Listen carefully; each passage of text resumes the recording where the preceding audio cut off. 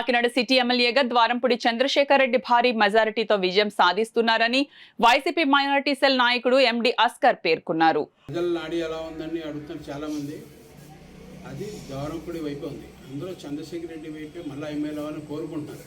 ఎందుకంటే ఆయన ప్రజల్లో 3 సంవత్సరాలు ఉండి 2 సంవత్సరాలు కరోనాతో పోయింది. ప్రజల్లో 3 సంవత్సరాలు ఉండి పూర్తిగా ఆయన డెవలప్మెంట్ చేసి చూపించారు. ఎంత తక్కువైనా 50,000 మెజార్టీ వస్తుంది. 1,65,000 దాదాపు పోలింగ్ అవుద్ది.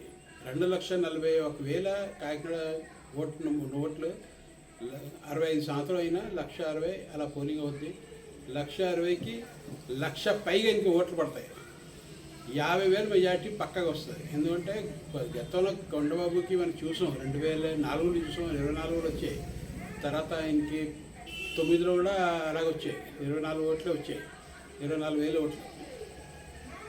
ఈ 3 పార్టీ రావడం వల్ల లాభం జరిగేది ఉండదు, నష్టమే తప్ప. ఎందుకంటే ముస్లిం ఓట్లు చూస్తే పూర్తిగా వన్ సైడ్ అవుద్ది, వైఎస్ఆర్సీపీకి పడుతుంది.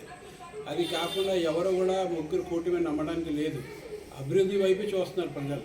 దానికోసం నేను ఎందుకు గ్యారెంటీ చెప్తుందంటే, ద్వారంపూడి చంద్రశేఖర్ రెడ్డి గారికి 1,00,000 ఓట్లు పైగా పడతాయి. దాదాపు 50,000 మెజార్టీ రావడం ఖాయం.